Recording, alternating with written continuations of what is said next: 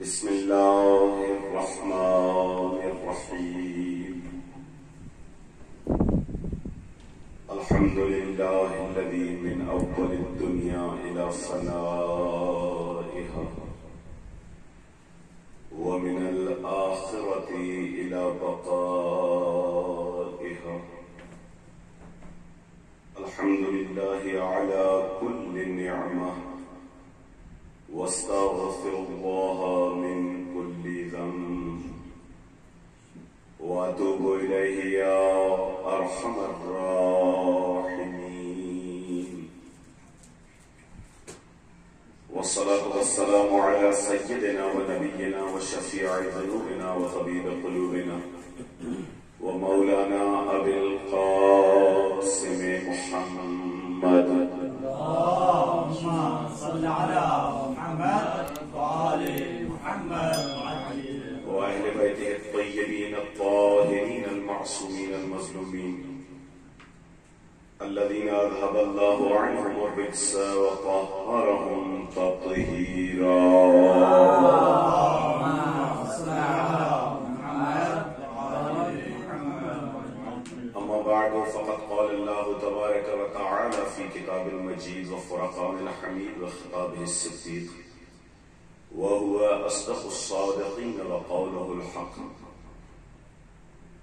بسم الله الرحمن الرحيم. فاذكروني أذكركم. صلوات محمد وآل محمد. اللهم صل على محمد وآل محمد. بابرکت ہے وہ ذات کہ جس کے قبضۂ قدرت میں کائنات کی کبریائی ہے. درود و سلام ہے اس پاک و پاکیزہ مخلوق پر کہ جس کے صدقے میں رب کائنات نے اس کائنات کو بنایا ہے. اور اسی پروردگار کے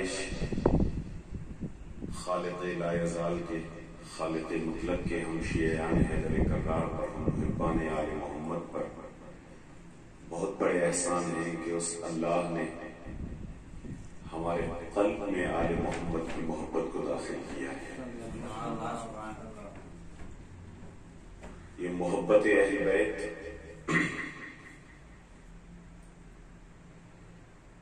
انسان کے وجود کا وہ حصہ ہے جس سے خدا نے انسان کو مزین کیا ہے. انسان کی زینت کا سبب ہے یہ محبت اہل بیت.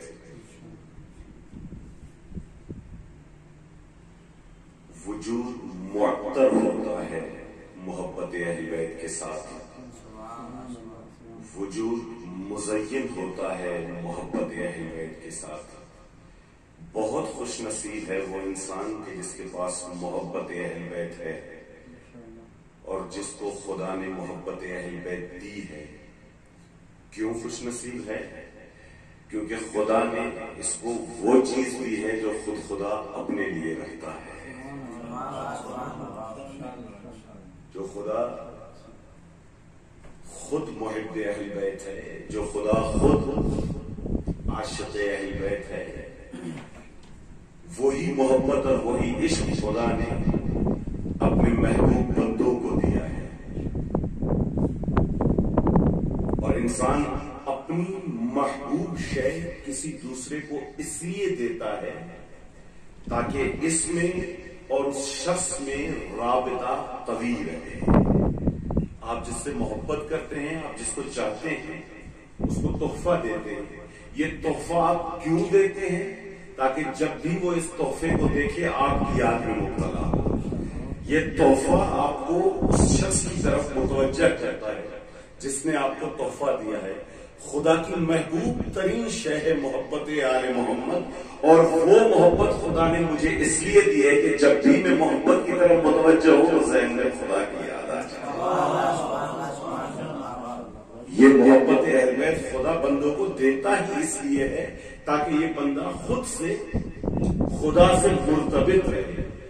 اور یہ محبت اگر واقعا ہم اپنے وجود کا حق ادا کریں تو یہ محبت کسی لمحے بھی میں بھولتا نہیں ہوں اور بسا اوقات تو ایسے ہوا ہے، دنیا نے دیکھا ہے کہ لوگ ظاہری طور پر اپنا عقلی توازن کھو بیٹھتے ہیں، پاگل ہو جاتے ہیں، سب کچھ بھول جاتا ہے، لیکن اگر قلب میں محبت اہل بیت پیوست ہو جاتی ہے تو یہ پاگل بھی ہو جائے تب بھی آل محمد کو نہیں مانتا۔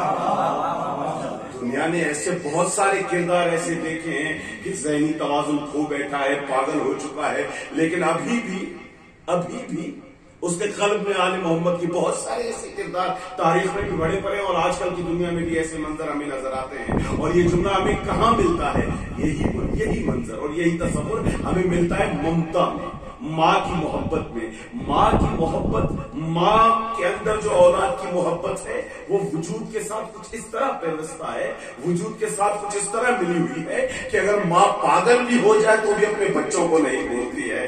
یہ ماں کی محبت کا معراج ہے۔ تو تصور کیجئے وہ خدا جس نے خود اس ماں کو خلق کیا ہے، ماں کی محبت کو خلق کیا ہے، اس کی محبت کی معراج کیا ہوگی؟ اسی محبت میں اس نے یہ محبت اہل بیت اس بندے کے قلب میں رکھی ہے، اور پیوست کچھ اس طرح کی ہے کہ جب یہ پاگل بھی ہو جائے گا، عقلی توازن کھو بھی بیٹھے گا تو بھی آل محمد کو نہیں بھول سکتا۔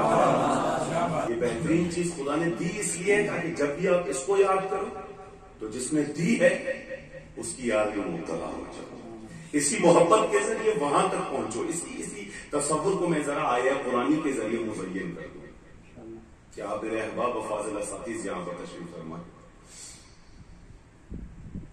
وجہ خلقت انسان کی طرف جب ہم توجہ کرتے ہیں تو قرآن بلفظ صریح کہتا ہے کہ ہم نے تمہیں خلق اس لیے کیا ہے تاکہ تم ہم تک پہنچ سکو، تم ہو یہاں اس لیے تاکہ تم وہاں پہنچ سکو، تم کو ہم نے اپنے لیے خلق کیا ہے۔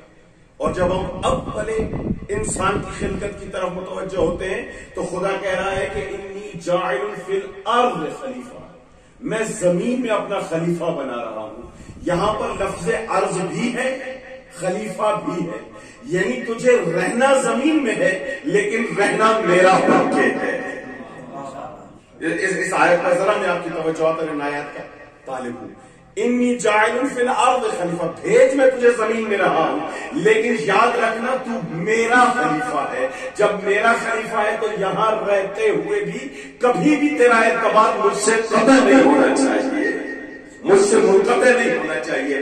یہاں پر تجھے رہنا ہے میرا بن۔ ایک چھوٹی سی مثال میں آپ کی بارگاہ میں عرض کروں اور اس مقدمے کی طرف آؤں جو میں آپ کی بارگاہ میں عرض کر رہا ہوں۔ آپ کو رہنا ادھر ہے لیکن میرا بن، جاعل فی الارض خلیفہ، زمین میں ہو لیکن نسبت میری ہے، یہاں رہنا ہے میرا بن کے۔ عموماً ہم یہ جو حکومت کی شؤونات ہیں ان میں سے ایک شان ہے سفارت، ایک ملک دوسرے ملک کی طرف اپنا سفیر بھیجتا ہے، پاکستان اپنے سفیر دوسرے ممالک میں بھیجتا ہے۔ اسی طرح یہ جو سفیر جاتا ہے اس کی پیشانی پر سفارت کا عنوان چسپ ہے، یہ سفیر ہے پاکستان کا، رہ رہا ہے ایران میں، کہلائے گا کہاں کا ہے؟ پاکستان کا سفیر ہے، رہ ادھر رہا ہے، کھا ادھر رہا ہے، کام کاج سب کچھ یہاں کر رہا ہے، لیکن کیونکہ اس کی پیشانی پر سفارت کا عنوان ہے تو یہ سفارت کا عنوان اسے مسلسل یہ یاد دلا رہا ہے کہ اگرچہ یہاں رہ رہے ہو، اگرچہ یہاں کھانا پینا ہو رہا ہے، اگرچہ تمہاری زندگی بسر یہاں ہو رہی ہے، لیکن یاد رکھنا رہنا ادھر ہے، ہمارا بن کے رہنا ہے، تم پر عنوان ہمارا ہے۔ یہ تصور بھی تمہارے ذہن میں نہ آئے کہ تمہاری قلب سے یہ تصور پاکستان ختم ہو جائے، کیونکہ سفارت کا عنوان تمہاری پیشانی پر ہے۔ یہ تصور ذہن میں رکھیے۔ اب آئیے حضرت انسان کے پاس، یہ جو خدا کہہ رہا ہے انی خالق بشرا من طین، ایک جگہ پر یہ کہا اور دوسری جگہ پہ انی جاعل فی الارض خلیفہ، ہم تمہیں زمین میں اپنا خلیفہ بنا کے بھیج رہے ہیں، رہنا تمہیں یہاں پر ہے، کھانا پینا ادھر ہے، دنیا پر یہاں پر زندگی گزارنی ہے، اپنے سارے اعمال یہاں پر انجام دینے، لیکن یاد رکھنا ایک لمحے کے لیے بھی یہ بھولنا مت کہ ادھر ہو لیکن ہمارا بن کے رہنا ہے تمہیں۔ زندگی ایسی گزارنی ہے کہ تم پر یہ عنوان خلافت ہے تو ہمارے لیے زندگی گزارنی ہے۔ بہت ضروری ہے کہ انسان دنیا میں رہے کچھ اس طریقے سے کہ رہے آل محمد کا اور رہے خدا کا بن کے، دنیا میں رہے اور اس طریقے سے رہے کہ خدا کا بن کر رہے۔ کیسے ہو سکتا ہے؟ بہت ضروری ہے. وہ کمال مطلق ہم ناقص. اہل علم افراد تشریف فرما بزرگان، یہ سبق میں آپ کی بارگاہ میں عرض کر رہا ہوں، ذرا توجہات کا طالب. بہت ضروری ہے کہ اگر مجھے اس نے اپنے لیے خلق کیا ہے تو ایسے وسائل موجود ہونے چاہیے، ایسے ذریعے موجود ہونے چاہیے جو مجھے ہر پل یہ احساس دلائیں کہ میں اس کا ہوں. مجھے قدم قدم زندگی کے قدم قدم پر یہ طریقہ اور روش مجھے بتاتے رہے کہ کس طرح کس پرتوں میں قدم اٹھاؤں کہ وہ قدم اٹھانا میرا للہ ہی ہو جائے. میں کس طرح ایسے کوئی کام انجام دوں کہ جس طریقے سے میرے تمام کام الہی ہو جائیں، جو ہر پل مجھے یہ احساس دلاتا رہے کہ ہاں یہ خدا کے لیے. ایک سلوات پڑھ لیجیے. بہت ضروری ہے اور اس احساس کو جگانے کے لیے یہ محبت اہل بیت خدا. توجہ اپنی طرف رکھیے. خدا نے یہاں بھیجا ہے لیکن عنوان خلافت دیکھ وہ یہاں پر ہمارے بن کے رہنا ہے. اچھا یہ جو عنوان خلافت ہے اس کے لیے کوئی حبل ہونی چاہیے، کیونکہ یہ محسوس تو ہے نہیں. کوئی ایسی پٹی تو ہماری پیشانی پر نہیں لگی ہے، کوئی مادی چیز کوئی لکھا ہوا ورقہ تو میں پیدا ہوتے وقت اپنے ساتھ نہیں لاتا ہوں کہ جس پر یہ لکھا ہو. تو پھر یہ کون سی چیز ہے کہ جو مجھے مسلسل احساس دلاتی رہے؟ ضروری ہے کہ خدا کی طرف سے کوئی ایسا اہتمام ہو کہ جو ہر پل انسان کو یہ یاد دلاتا رہے کہ تو اس کا ہے.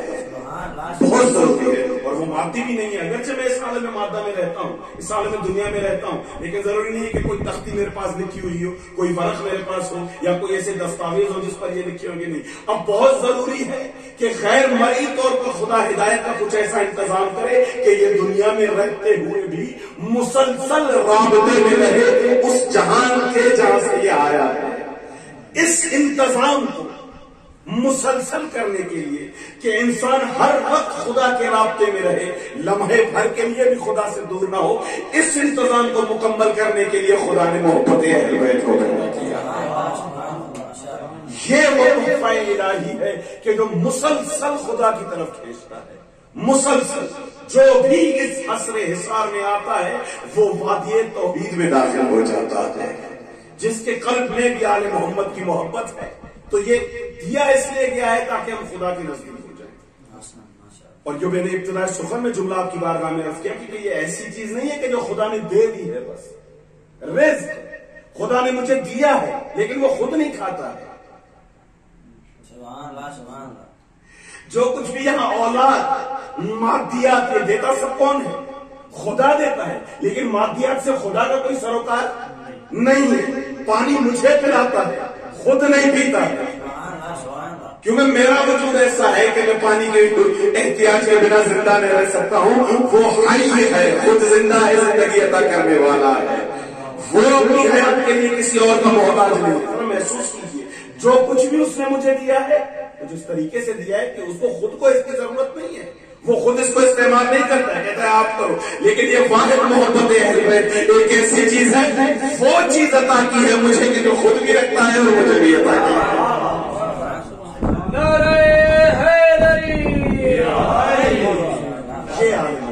ایسی چیز عطا کی ہے بندگان خدا کو جو خود بھی رکھتا ہے. اور رکھا اس لیے کیوں ایسی چیز عطا کی ہے؟ تاکہ بندے اور خدا کے درمیان میں رابطہ مستحکم رہے، یہ رابطہ ٹوٹنے نہ پائے. اور اسی وجہ سے آپ بزرگان مجھ سے زیادہ بہتر جاننے والے افراد امت کی ہم تفسیر پڑھتے ہیں. جملہ میں نے کہا ہے آل محمد کی تفسیر پڑھتے ہیں، قرآن کی تفسیر نہیں. سبحان اللہ سبحان اللہ. قرآن کتاب خداوندی ہے کہ جو صامت ہے.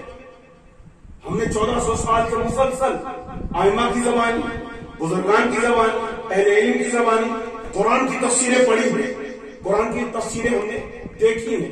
ہر عالم اپنی استطاعت کے مطابق قرآن کی تفسیر بیان کرتا ہے اور جو جس شعبے میں تخصص رکھتا ہے وہ اس شعبے کے حوالے سے قرآن کی کوئی کلامی تفسیر کر رہا ہے، کوئی فلسفی تفسیر کر رہا ہے، کوئی عرفانی تفسیر کر رہا ہے، کوئی حدیثی تفسیر کر رہا ہے، کوئی قرآن بالقرآن. مسلسل 1400 سالوں سے قرآن کی تفسیر ہوتے جا رہی ہے. تو یہ ہے قرآن صامت.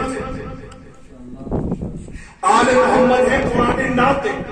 جب خاموش قرآن کو تفسیر کی ضرورت ہے تو قرآن ناطق کو بھی تفسیر کی ضرورت ہے. بہت ضروری ہے کہ قرآن ناطق کی بھی تفسیر ہوئی. اب دو جملوں میں حضرت آیت اللہ عظمہ جوابی عملی کا جملہ میں آپ کی گوش گزار کر دوں.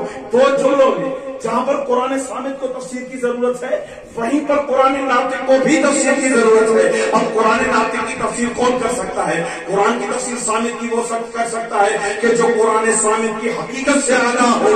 قرآن ناطق کی تفسیر بھی وہی کر سکتا ہے جو قرآن ناطق کی حقیقت سے آگاہ ہو. کوئی بھی قرآن ناطق کی حقیقت سے آگاہ نہیں. کو تھوڑا علمی حوالے سے کہیں. اچھا جنہوں نے بھی قرآن صامت کی تفسیر کی ہے وہ یہ کہتے ہیں کہ یہ تفسیر ہے، حق ادا کر دیا. نہیں، لکھ لکھ لکھ کر جب والناس کی سین تک پہنچتا ہے، قلم توڑتا ہے مفسر، اس وقت ایک جملہ آخر میں لکھتا ہے واللہ اعلم بالصواب. جو مجھے آتا تھا یہ قرآن کی حقیقت یہ نہیں ہے. آخر میں ہے چاہے وہ عرفانی تفسیر ہو، آخر میں یہی کہے گا کہ میری توان علم یہ ہے، قرآن حدود یہ نہیں ہے. چاہے فلسفی تفسیر ہو، آخر میں لکھے گا کہ میرا توان علم، میری سرحد علم کی یہی کہتے ہیں، قرآن کی حدود یہ نہیں. ہر مفسر یہی کہتا ہے کہ قرآن صامت کو تفسیر کرنے کے بعد آخر میں کیوں ایسا کہتا ہے؟ کیونکہ حقیقت قرآن صامت سے آشنا نہیں ہے، کیونکہ قرآن کی حقیقت اس کے قلب میں نہیں ہے. تو اس نے جتنے اس کی ظرف میں وسعت ہے اس اعتبار سے قرآن کی تلاوت کرتا ہے، حق ادا نہیں کرتا ہے. جس کو حقیقت کا پتہ نہیں ہوگا وہ حق ادا کر بھی نہیں سکتا. جس کو حقیقت کا پتہ نہیں ہوگا وہ حق ادا کر بھی نہیں سکتا ہے. تو جیسے قرآن صامت کا تفسیر میں حق ادا نہیں ہو سکتا، اسی طریقے سے قرآن ناطق کا بھی تفسیر میں حق ادا نہیں ہو سکتا. تو اب کون بتائے کہ قرآن ناطق کی حقیقت کیا ہے، اس کی تفسیر کیا ہے؟ تو اور کسی سے نہیں، خود قرآن ناطق نے اپنی تفسیر بیان کی ہے. کیسے تفسیر بیان کی؟ یہ ہے امام ہادی جس نے اپنی تفسیر خود بیان کی ہے زیارت جامعہ کبیرہ کی صورت میں. اب زیارت جامعہ کبیرہ کی تلاوت کیجیے، یہ اور کچھ نہیں ہے، قرآن ناطق کی تفسیر. اگر یہاں پر آ کر کوئی قرآن کی تفسیر بیان کرے اور میں اسے جانتا ہوں قبلہ کہ مثلا وہ بننا ہے، وہ گھروں کو بناتا ہے، معمار ہے، وہ آ کر بیٹھ گیا اور آ کر قرآن صامت کی تفسیر بیان کر رہا ہے، تو جن میں تھوڑا حوصلہ ہوگا وہ اٹھ کے کھڑے ہو جائیں گے. بھائی کیا کر رہے ہو؟ جب تمہارا کام نہیں ہے تو کیوں کر رہے ہو؟ اگر تمہیں قرآن کی تفسیر بیان کر رہی ہے تو پہلے جا کے پڑھو، ان علوم میں مہارت حاصل کرو، قرآن کو سمجھو، اس کے بعد آ کر بیٹھو. یہ ہمارا عام تصور ہے. اگر کوئی جاہل بندہ اگر بیٹھ کر قرآن کی تفسیر کرتا ہے تو ہم سے نہیں سنیں گے، کیونکہ اس نے وہ مقدمات طے نہیں کیے ہیں، معرفت قرآن کے وہ مقدمات طے نہیں کیے ہیں، اس لیے ہم اس سے قرآن صامت کی تفسیر نہیں سنیں گے. اس کو کہیں گے پہلے جاؤ جا کر تمام روایات دیکھو، پہلے جاؤ جا کر پڑھو، جا کر عربی کی حقیقت معلوم کرو، زبان پر فصاحت و بلاغت پر اس پر جا کر دسترس حاصل کرو، اس کے بعد جا کے دوسروں کی تفاسیر دیکھو. جب خود پڑھ کر اس قابل ہو جاؤ اس کے بعد آ کر بیٹھو، پھر آ کے قرآن صامت کی تفسیر بیان کرو. تو جب قرآن صامت کی تفسیر کے لیے یہ شاہد ضروری ہے تو کیا قرآن ناطق کی تفسیر کے لیے آنے ہونا ضروری نہیں ہے؟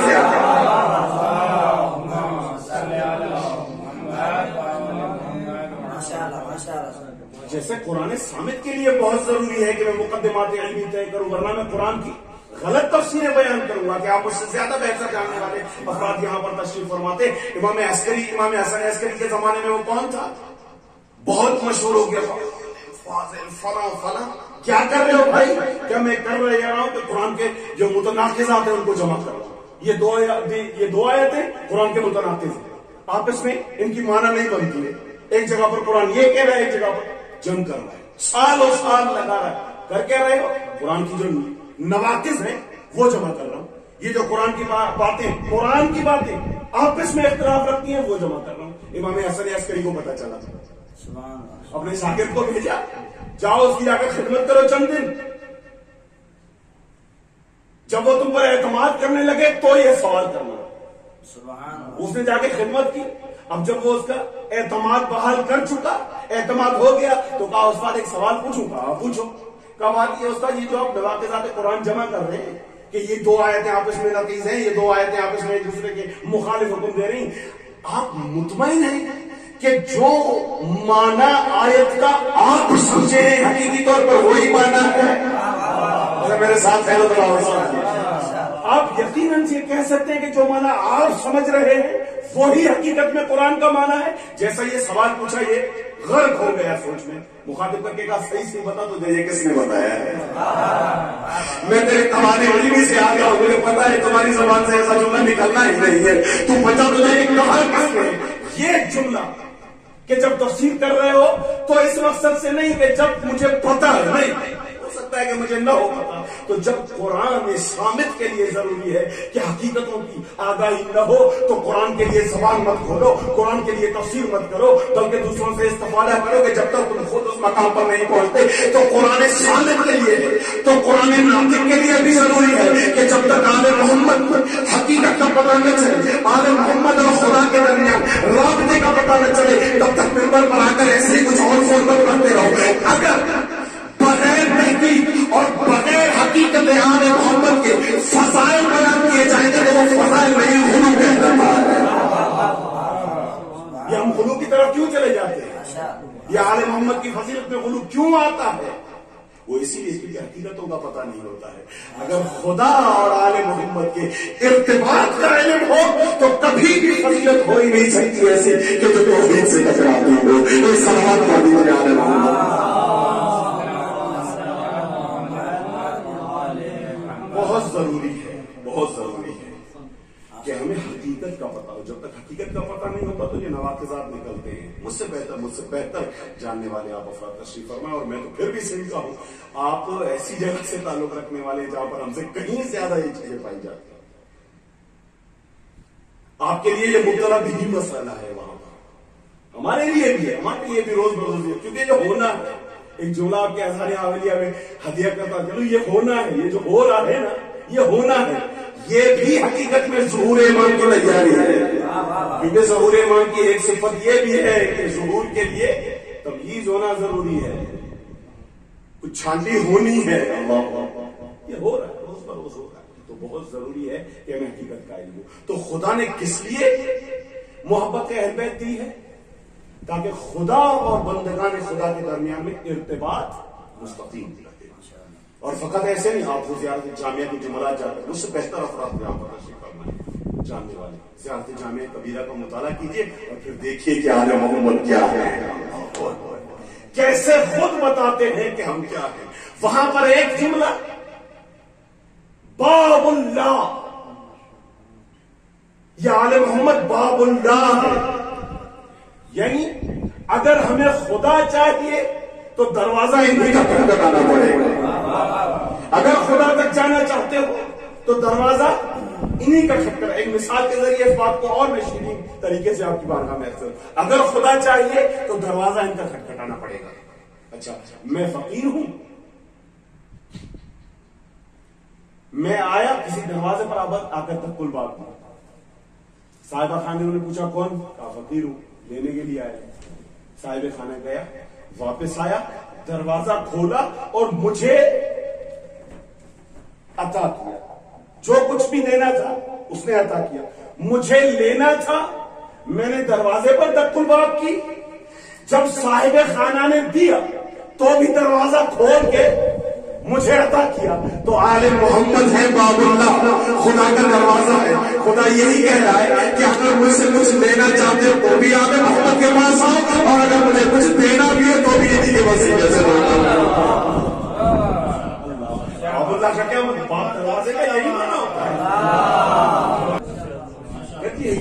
کوئی چیز حیات سے لے کر رزق سے لے کر نعمات سے لے کر کوئی چیز ایسی نہیں ہے کہ جو ان کے وسیلے کے بغیر ممکن ہو۔ سبحان اللہ، سبحان اللہ۔ اور یہ تو ایسے کریم ہیں کہ عطا سے پہلے سائل کا عقیدہ نہیں دیکھتے ہیں کہ یہ ہمیں مانتا بھی ہے یا نہیں مانتا۔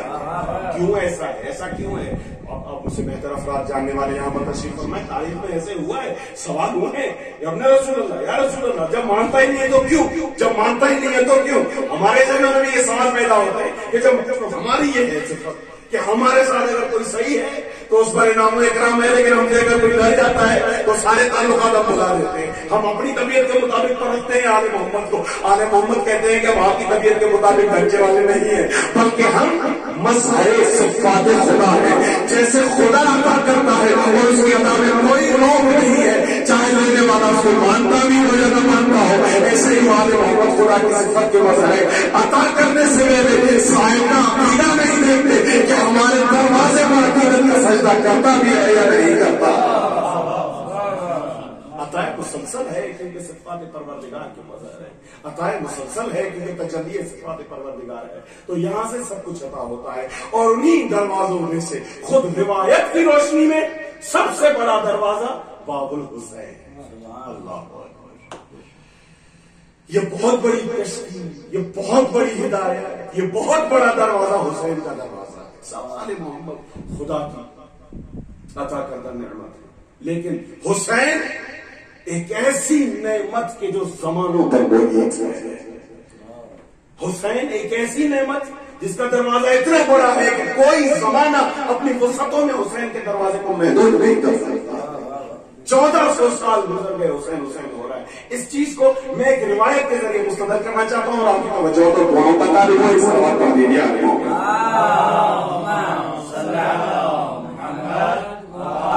جو ہے بزرگوار بھی ہیں ہمارے اور عمر بھی ہوا ہے، تو آقا آپ ہمیں بالکل کہہ سکتے ہیں کہ بھائی اب اتر جائیے، بہت ہو گیا. ایک سوال پر دے دیا.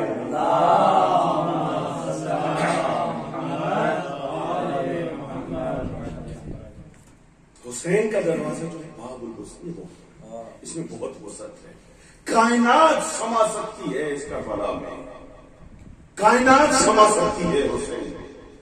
اور آج کل بالخصوص ایام میں محرم میں ہم اس چیز کو محسوس کرتے ہیں جو میں روایت کی روشنی میں آپ کے سامنے بیان کرنے جا رہا ہوں. برملا نظر آتا ہے ہر طرف حسین. یہ ہماری مادی آنکھوں کی بات کر رہا ہوں، مادی آنکھوں کی. ان آنکھوں سے میں دیکھ رہا ہوں ہر طرف حسین. کس طرف؟ ہر طرف. یہ مادیات کی جانب اشارہ کر رہا ہوں ان آنکھوں سے. لیکن جب یہ آنکھیں کھلی تو پتا چلے گا ہر طرف نہیں، ہر طرف حسین ہے. یہاں کی جب آنکھیں کھلے گی تب پتا چلے گا وہاں بھی حسین ہے. فقط یہاں نہیں، کیسے یہاں وہاں ہر جگہ حسین. آئیے اس روایت کی طرف. خود یہ روایت میرے مولا حسین سے. کب ہے؟ جب میرے مولا حسین بچے.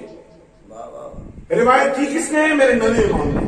اور قبلہ جیسے وہ روایت سلسلۃ الذہب والی روایت امام رضا سے، کیوں اس کو سلسلۃ الذہب روایت کہتے ہیں؟ کیونکہ اس کا ہر راوی معصوم ہے. ایسے ہی جب آپ اس روایت کی سند کو دیکھیں گے ہر راوی معصوم ہے. نواں امام نقل کر رہے ہیں کہہ رہا مجھے میرے بابا نے بتایا، وہ امام نقل کر رہے ہیں کہہ رہے میرے مجھے بابا نے بتایا، وہ امام نقل کر رہے ہیں وہ کہہ رہے میں نے اپنے بابا سے سنا. یہ سلسلہ چلتا چلتا امام حسین علیہ السلام تک. ہر راوی معصوم، ہر راوی لسان اللہ، ہر راوی خدا کی بات بول رہا ہے. امام کہہ رہے ہیں کہ دخلت علی رسول اللہ، میں رسول اللہ کی خدمت میں حاضر ہوا. امام حسین خود بچپن میں گئے، چھوٹے ہیں. وعندہ ابی بن کعب، رسول کریم کے پاس ابی بن کعب تشریف پر بیٹھے تھے. جیسے ہی رسول نے نانا نے مجھے دیکھا، مجھ سے مخاطب کر کے کہا مرحبا مرحبا بک یا ابا عبداللہ، خوش آمدید. اس نے کہا جاؤ ادھر آ کے بیٹھو، خوش آمدید. اور اس کے بعد مخاطب کر کے کیا جملہ سنیے گا، یا زین السماوات والارض، اے آسمان اور زمین کی زینت حسین. اللہ، جملے پر توجہ کیجیے گا. نانا نے مجھ سے مخاطب کر کے کہا یا زین السماوات والارض، اے زمین اور آسمانوں کی زینت حسین، آ جاؤ. امام کہتے ہیں جیسے ابے نے یہ جملہ سنا چہرے پر تھوڑے حیرانی کے آثار ظاہر ہوئے. مخاطب کر کے رسول کریم کو کہا یا رسول اللہ، کیا کیف یکون، یہ کیسے ہو سکتا ہے کہ احد غیر زین السماوات والارض، یہ کیسے ہو سکتا ہے کہ آپ کے ہوتے ہوئے کوئی اور زینت و آسمان و زمین ہو. جیسے رسول نے حسین کے لیے کہا، ابے نے یہ جملہ کہا کہ یہ کیسے ہو سکتا ہے کہ آپ ہو موجود کائنات میں اور زینت کوئی اور ہو. اب رسول کریم نے جو جواب دیا وہ آپ کی بارگاہ میں عرض کر کے آپ کی ضرورتوں کو تمام کروں گا. یا رسول اللہ یہ کیسے ہو سکتا ہے، آپ کے ہوتے ہوئے زینت کوئی اور. اگر آسمان و زمین کی زینت ہو سکتی ہے کہ تو وہ آپ ہے کہ آپ وجہ تخلیق کائنات، آپ محبوب خدا، آپ رحمت للعالمین ہیں، یہ سب کچھ ہو ہی آپ کی وجہ سے رہا ہے۔ رسول نے مخاطب کر کے جملہ سنو، اور یہ جملہ آپ کے اذان عالیہ میں محفوظ ہے اور سنہری الفاظ کے ساتھ نقش ذہن میں یہ محفوظ ہے۔ کیا؟ فالذی بعثنی بالحق نبیا، نبی بات کرنے سے پہلے یہ کہہ رہے ہیں کہ مجھے قسم ہے اس خدا کی جس نے مجھے نبی بنایا ہے کہ ان الحسین فی السماء اکبر من فی الارض، حسین کو جتنا تم یہاں دیکھ رہے ہو اس سے کہیں زیادہ حسین آسمانوں میں بڑا ہے۔ اللہ اکبر۔ تحلیل کیا ہے؟ میں اس کی تحلیل صرف آپ کی بارگاہ میں عرض کروں گا، انشاءاللہ نتیجے میں آپ مجھے دعائیں دیں گے۔ ان الحسین فی السماء اکبر منہ فی الارض۔ اے عبید، تم ادھر حسین کو دیکھ رہے ہو چھوٹا، ابھی تم حسین کو ایسا دیکھ رہے ہو، لیکن یاد رکھو حسین زمینوں سے زیادہ آسمانوں میں بڑا ہے۔ ایک روایت میں اکبر ہو، ایک روایت میں اکثر ہو۔ بڑا ہے بہت ہے، ایک میں ہے کہ زمین سے زیادہ آسمانوں میں بڑا ہے، اور دوسرے میں ہے کہ زمین سے زیادہ آسمانوں میں بہت ہے۔ بڑا بہت۔ ہم اس وقت دنیا میں دیکھ رہے ہیں پہلی محرم سے ہر طرف حسین ہے۔ کوئی ایسی جگہ زمین کا چپا دکھا سکتے ہیں محرم میں کہ جہاں پر حسین نہ ہوتا؟ یہاں پر عقل حیران ہو جاتی ہے کہ جہاں دیکھتے ہیں حسین، جہاں دیکھتے ہیں حسین۔ محمد مصطفیٰ کہہ رہے ہیں بہت کم تصور کر لیا تم نے حسین کو، یہ زمین میں اتنا ذکر نہیں ہے جتنا حسین کا ذکر آسمانوں میں ہو رہا ہے۔ اکثر زمین سے کہیں زیادہ حسین۔ اچھا، اب یہاں پر تھوڑا سا ایک سوال پیدا ہوتا ہے، اگر آسمانوں میں بڑے ہیں تو کیا زمین میں چھوٹے ہیں؟ یہاں پر چھوٹے ہیں، وہاں پر بڑے ہیں میرے ساتھ آپ مطلب اگر یہاں پر ہیں تو وہاں بڑے ہیں، تو اس کا نتیجہ یہ ہے کہ یہاں پر حسین چھوٹے ہیں؟ نہیں، ایسے نہیں ہو سکتا ہے۔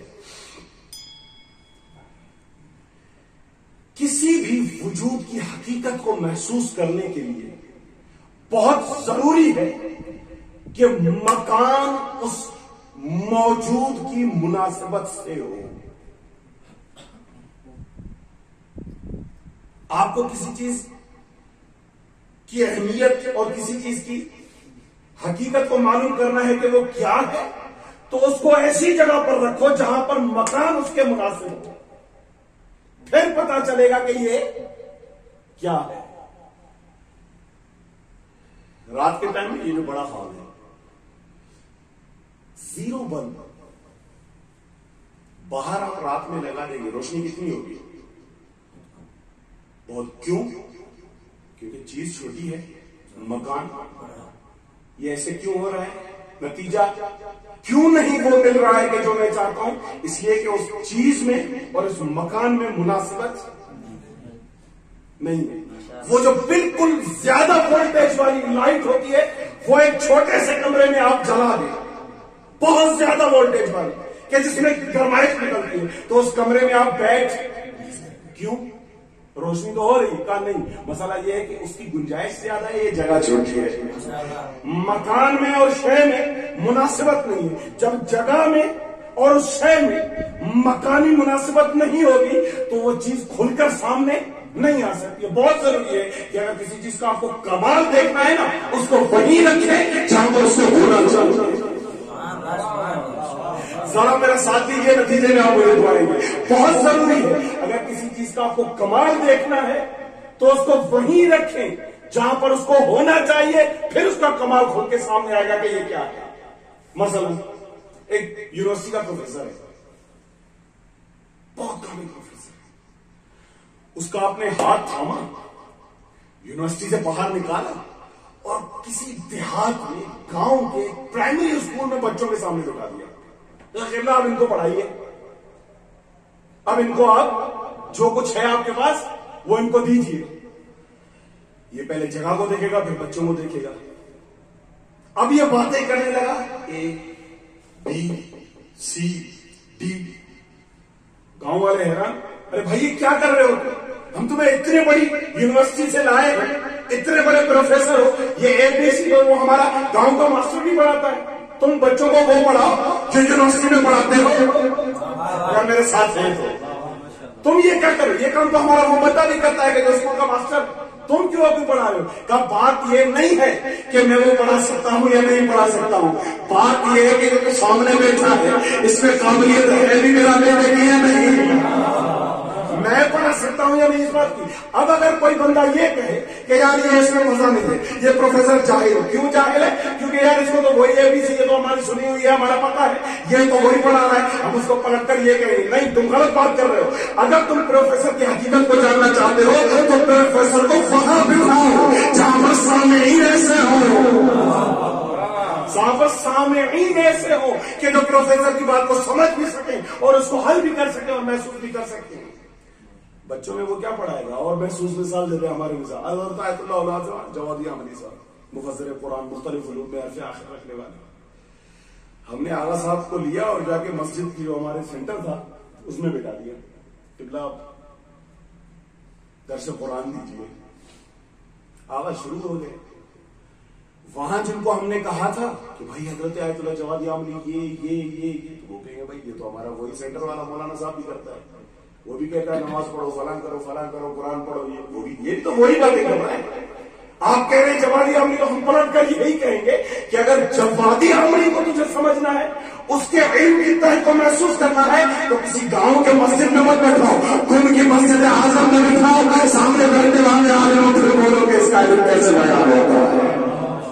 यानी अगर कोई ऐसा इंसान इसी जगह पर जाता है किसी पर जहां पर वो खुल के नहीं बोल सकता है, तो इसमें कसूर इस इंसान का नहीं है, वो जगह छोटी है, उसमें इतनी वसअत नहीं है। अब इस तस्वीर को ज़हन में रखिए। हम आइए हुसैन के लिए कि मोहम्मद मुस्तफा फरमा रहे हैं इंदल हुसैन फिस समाए अकबरों में हुसैन जमीनों से ज्यादा आसमानों में बड़ा है। तो क्या या रसूलल्लाह जमीनों में छोटा है?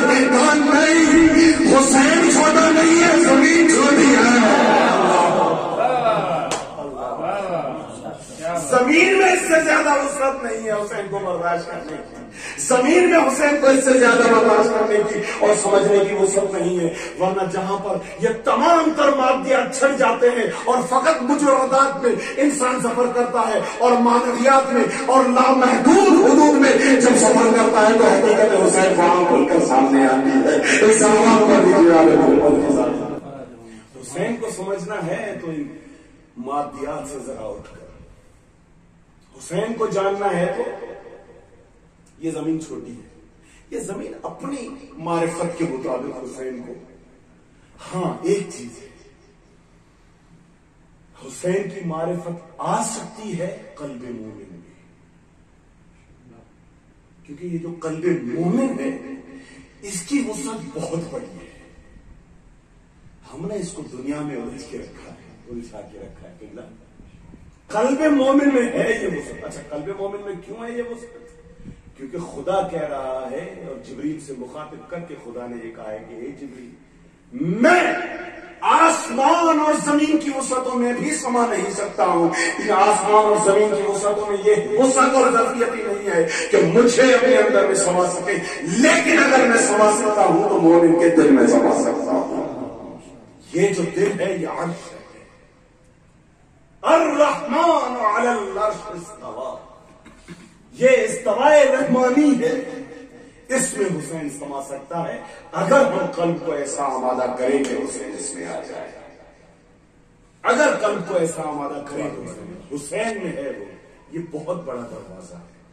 और आप महसूस कर रहे हैं इस वसअत हुसैनी को कि 1400 साल गुजर गए, करबला अपने वजूद में हर किसी को समा रही है।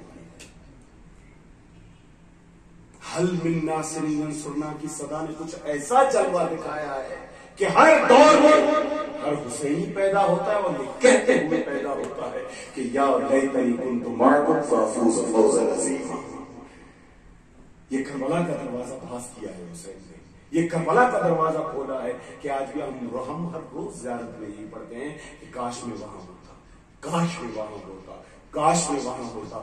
جناب اس سے بہتر، ہم سے بہتر اس چیز کو کون محسوس کر سکتا ہے کہ ہم جوار کریمہ اہل بیت میں یہاں بیٹھے ہیں؟ اس چیز کو کون محسوس کرتا ہے کہ واقعا اگر یہاں سے قلب سے یہ صدا جائے یا لیتنی کنت معکم فافوز فوزا عظیما، تو وہ تو ہے ہی کریم. اگر آپ ایسی خواہش کریں گے تو وہ آپ کو کیسے چھوڑ دیں گے؟ اگر تم ایسی قلباً خواہش کر رہے تو ہم بھی تمہارا شمار کربلائیوں میں کریں گے، ہم بھی تمہارا شمار انہی میں کریں گے جن کو ہم نے اپنے ساتھ کربلا میں بلایا ہے. چند فقرے آپ کی بارگاہ میں عرض کر کے آپ کی ذہن کو بتاؤں. ہم بھی تمہارا شمار میں کریں گے. اہل علم میرے فضل افراد تشریف فرمائے.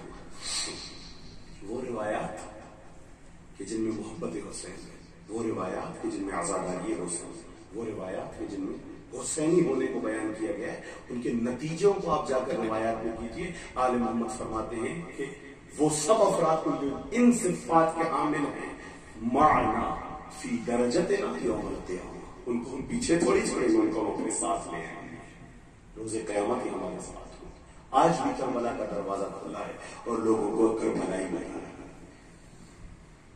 اور اہل تشیع بالخصوص جن کے قلوب میں حسین ہے، اس سے بہتر اور کوئی نہیں جان سکتا ہے کہ حسین کس طرح اپنا بناتے ہیں، کس طرح وہ قلب میں قوت ہو جاتی ہے. کیونکہ یہ وہ مقام ہے جہاں پر اللہ زندگیاں موت پر قربان ہوتی ہیں. اپنی حیات کے لیے عجیب ہے کربلا کا منظر، عجیب ہے کربلا کا میدان. ساری دنیا اپنی حیات کے لیے اپنی زندگی کو بچانا چاہتا ہے حیات کے لیے. کربلا وہ میدان ہے جہاں پر زندہ رہنے کے لیے مرا جا رہا ہے. ہر کوئی یہ چاہ رہا ہے کہ میں، ہر کوئی یہ چاہ رہا ہے کہ میں. کیوں ایسا مرنا چاہتے ہو؟ کیونکہ کہہ رہے ہیں کہ ہم جانتے ہیں کہ ہماری حقیقی حیات حسین کے قدموں میں مرنے سے ہوگی. جب ہم اپنی جان حسین کے حوالے کریں گے تو ہمیں حقیقی حیات نصیب ہوگی. اس امر کو جانتے تھے کربلا والے کہ اگر زندہ رہنا چاہتے ہیں تو مرنا پڑے گا. فتمنوا الموت ان کنتم صادقین. اگر صدق رکھتے ہو تو موت کی تمنا کرو، کیونکہ موت تمہیں حیات بخشے. اگر ایسی موت ہو جیسی حسین چاہتا ہے. اور اسی بات کو مثبت کرنے کے لیے حسین نے شب عاشور چراغ کو بجھا دیا اور مخاطب کر کے کہا کہ جو جانا چاہتا ہے وہ چلا جائے. تم جانتے ہو کہ یہ جو جمع ہو رہے ہیں یہ تمہارے لیے نہیں، ہمارے لیے جمع ہو رہے ہیں. یہ ہمیں مارنا چاہتے ہیں، یہ آل رسول کو رسوا کرنا چاہتے ہیں، یہ ہمیں قتل کرنا چاہتے ہیں، یہ ہمیں اس بیابان میں دفن کرنا چاہتے ہیں. تم اگر جانا چاہتے ہو تو چلے جاؤ. بس بتا دو چند جملے سنیے گا اور پھر سے دے دیجیے گا. جیسے حسین نے یہ کہا تو کوئی نہیں اٹھا. حسین نے اکبر کو مخاطب کر کے کہا بیٹا یہ چراغ بجھا دو. ہو سکتا ہے کہ کوئی روشنی کی وجہ سے نہ جا پا رہا اور چراغ بجھ جائے، اندھیرے میں جس کو جانا ہے وہ چلا جائے. اور فقط یہ نہیں کہا کہ تم چلے جاؤ. اگر ہم میں سے کسی کو، ہمارے اولاد میں سے کسی کو لے جانا چاہتے ہو خاندان والوں میں سے، ان کو بھی لے جاؤ اپنے ساتھ تاکہ تمہاری شرمندگی کم ہو جائے. کوئی نہ اٹھا. اب جو جملہ کہا وہ عجیب تھا. مخاطب کر کے کہا کہ اگر تم ایسا کر رہے ہو، اگر ایسا سوچتے ہو کہ تمہارے جانے سے تمہارے مقامات کم ہو جائیں گے، تمہارے جانے سے تمہیں وہ مرتبہ نہیں مل پائے گا، تمہارے جانے سے وہ مقام نہیں، تو میں حسین کو ضمانت دیتا ہوں آؤ آ کر دیکھ لیں کہ تمہارے مقامات وہی رہیں گے جو ہے. کہ حبیب تو دیکھ لے تیرا مقام یہ، کہ جون تو دیکھ لے تیرا مقام یہ، کہ مسلم ابن اوسجا تو دیکھ لے تیرا مقام. جملہ سنیے گا، جملہ سنیے گا. اوسجا تو دیکھ لے تیرا مقام یہ. روایت ہے کہ سب تو خاموش رہے. ایک میرے حسین کا جانے والا کا ہاتھ جوڑ کے آگے بڑھا، بولا ہمیں جانے کے لیے کہہ رہے ہیں. اچھا آپ کہتے ہیں تو ہم چلے جاتے ہیں. بس اتنا بتا دو کہ اس دروازے کو چھوڑ کر کس دروازے پر مولا مزے کی رہنمائی کر دے کہ تیرے زہرا کو چھوڑ کر ہم کس دروازے پر جائیں. میرے مولا نے کہا اگر جاتے ہو تو چلے جاؤ، میری بیعت تم سے اٹھ چکی ہے. آپ जनाब रोशन हुआ, देखा सब अपनी जगह पे बैठे हैं, सब अपनी जगह पे बैठे हैं, सबको हुसैन बता रहे हैं कि तू भी कल मुझ पर शहीद होगा, तू भी कल मुझ पर कुर्बान होगा, तेरा लाशा वहां होगा, तेरा लाशा वहां पामाल होगा, तेरा सर वहां काटा जाएगा। बस जुमला सुनिएगा आजादारों, जैसे ही हुसैन सबको अपना मकाम दिखा रहे हैं, अपनी मजलूमियत बता रहे हैं, रिवायत में लिखा कि एक 13 साल बच्चा अपने चाचा की अब्बा को झंझोड़ते हुए पूछ रहा है, चाचा बताओ क्या कल के शुहदा में मेरा नाम भी नहीं? चाचा क्या कल के शुहदा में मेरा नाम भी है? रिवायत में लिखा हुसैन ने नीचे देखा, क्या देखा कि दिल का जिगर का लखते जिगर कासिम खड़े हैं। हुसैन जमीन पे बैठ गए, अपने भतीजे को सीने से लगाया, मुखातिब करके कहा, हाँ बच्चे कल के शुहदा में तुम्हारा नाम भी है, बस अल्लाह ने तुमसे देखिएगा कासिम कल तुम भी शहीद होंगे, तुम भी मुझ पर कुर्बान होंगे। जरा एक बात तो बताओ, हुसैन ने कहे जाने से पहले कहा, कासिम बस एक बात पूछना चाहता हूँ। कहा चाचा जान पूछिए, क्या पूछना चाहते हैं? कासिम तुम मुझ पर मरने के लिए तैयार हो, तुम मुझ पर मिटने के लिए तैयार हो, जरा बताओ तो सही तुम मौत को कैसे देखते हो? तारीख करबला के इस मंजर के बाद दुनिया ने मौत को एक नई हकीकत देखी। इस 13 साल बच्चे ने कहा चाचा अगर मौत तुझ पर कुर्बानी है तो ये मौत शहद से ज्यादा मीठी है, अरे मैं कुर्बान हो जाऊंगा खुशी खुशी तुझ पर। एक मंजर रिवायत में ये भी लिखा है कि जैसे ही हुसैन ने ये कहा ना कि बेटा तू भी कल कुर्बानियों में है, तू भी मुझ पर शहीद होगा, तो उसी वक्त बच्चा भागा उस खैमे की तरफ जहां पर उसकी माँ बैठी थी, लिपट गया माँ के साथ, खुशी से कहने लगा अम्मा आपको बिशारत है कि कल आपका लाल भी हुसैन पर कुर्बान, अम्मा आपको बिशारत है कल आपका लाल भी हुसैन पर कुर्बान होगा। बीवी भी खुश हो गई। रिवायात में लिखा कि रोजे आशूर हुआ, अब सुबह से असहाब जा रहे हैं, हुसैन मुख्तर कर रहे हैं, हुसैन सवार करके भेज रहे हैं, और फिर आखिरी सलाम आता है और हुसैन लेने के लिए पहुंच जाते हैं। रिवायात में लिखा कि हर शहीद के बाद ये बच्चा पहुंच जाता, चाचा आप मुझे इजाजत दे दी, चाचा क्या आप मेरे लिए है कि मैं भी जाऊँ? हुसैन गले से लगाते और पानी में खड़ा कर देते। हुसैन कहते बेटा भेजो। अब जब असाब खत्म हो गए फिर ये शहजादा आगे बढ़ा, कदमों पे हाथ रखा, चाचा जान आप इजाजत दे दीजिए कि मैं चला जाऊँ। बस हजारों मंजर सुनिएगा, कहा चाचा जान आप इजाजत दे दीजिए। अब हुसैन जमीन पर बैठे, भतीजी को कनीजे से लगाया, मुखातिब करके कहा रे कासिम कैसे जाने दे तू तुझे, अरे तू मेरे हसन के आखिरी निशान, अरे तुझे देखना हूँ तो भाई की याद आती है, जब भाई की याद आती है तुझे देख के दिल को सुकून मिलता है। बस आखिरी मंजर और आपकी ज़रूरतों को तमाम करूँ, जैसे ये इजाजत नहीं मिल रही है बच्चे की कैफियत तब्दील होती जा रही है, आंखों से आंसू जमा है, दिल घबरा रहा है। आखिर क्या वजह है कि बच्चा जान जाने की इजाजत नहीं दे रहे हैं, या एक बार पलक के खैमे में गए, माँ के पास जाकर बैठे और रोने लगे। माँ ने पूछा बच्चा क्या हुआ, बेटे क्या हुआ, रो भी रहे? कहा मैं सुबह से लेकर बार बार चचा जान से इजाजत लेने जा रहा हूँ, चचा इजाजत नहीं दे रहे। मसला नहीं सुनना था, बच्चे को सीने से लगाया, कहा हाँ कासिम एक मुश्किल का हल है मेरे पास, अरे ये वो मसला है कि जो मेरे बाबा ने मुझे बताया था, आ जाओ कासिम तुझे मैं इजाजत लेके देती हूँ। बच्चे को अपने साथ लिया, बार हाथ जोड़ के काम बोला मेरी ये कुर्बानी कबूल कर लो, अरे मैं भी कयामत में ज़हरा के सामने सुरखरू होना चाहता, मैं भी कयामत में ज़हरा के सामने सुरखरू होना चाहती हूँ। बस आज़ादारों आस्तीन को ऊपर किया, बाजू में बजा हुआ तावीज़ खोला और पेश खिदमत इमाम किया। रिवायात में लिखा कि जैसे ही तावीज़ खोला और इबारत को पढ़ना शुरू किया, हुसैन की आंखों से आंसू जमा हो गए।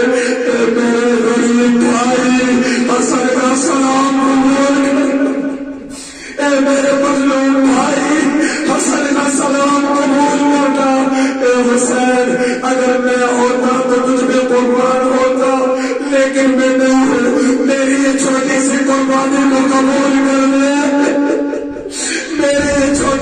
مہربانی کو بس اداداروں کو مل گئی اجازت. سوال کیا قاسم کو. ایک بار چند قدم چلے تھے کہ اعلان سالیات پر بڑھتے ہیں, چند قدم چلے تھے کہ ایک بار روک لیا.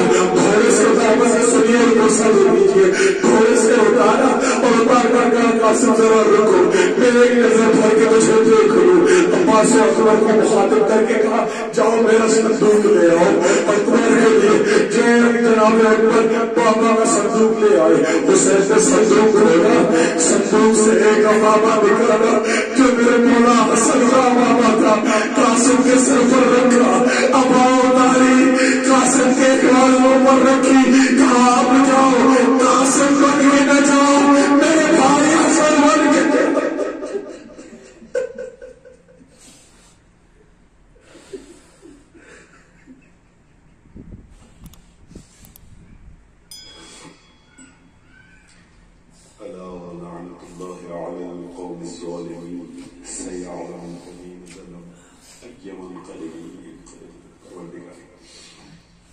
ہماری یہ قریب عبادت اپنی بارگاہ میں قبول و مقبول فرما. اے میرے رب, لہجان صاحب کی جانب سے جس پر شہزاد چھایا ہوا اپنی بارگاہ میں قبول و مقبول فرما. اے میرے پروردگار, اس ذکر حسین کی وجہ سے, اس ذکر حسین کی برکت سے اس گھر پہ بے رحمتیں اور برکتیں نازل فرما. اے میرے پروردگار, آل محمد کے سب جو احباب ذکر حسین میں آئے ہیں, میرے پروردگار ان کا غنا اپنی بارگاہ میں قبول و مقبول فرما. اے میرے پروردگار, آل محمد کے سب جہاں جہاں پوری دنیا میں ذکر حسین برپا ہے, حسین مجلس النظرداری محمد اللہ رسول مصروف, پروردگار ان کی عبادات کو اپنی بارگاہ میں قبول فرما. اے میرے پروردگار, تو حافظ حفاظت کرنے والا ہے, تو مومنین کی حفاظت فرما. اے میرے پروردگار, دنیا اسلام, دنیا تشیع کی حفاظت فرما. دشمنان اسلام, دشمنان تشیع, دشمنان مجالس و عزاداری جو قابل اصلاح نہیں ہیں ان کو نیست و نابود فرما. اے میرے پروردگار, آل محمد کے ساتھ ہماری دعاؤں کو اپنی بارگاہ میں قبول و مقبول فرما.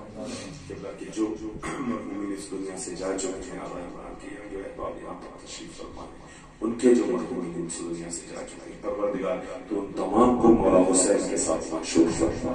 اے میرے پروردگار, آل محمد کے ساتھ ہماری قلیل عبادت اپنی بارگاہ میں قبول فرما. ہمارے آخری امام کا ظہور جلد فرما. ہمیں ان کے اعوان و اصحاب میں شمار فرما. بحق زہرا و ابیہا و بعدہا و بنی اللہم صلی اللہ علیہ محمد و علیہ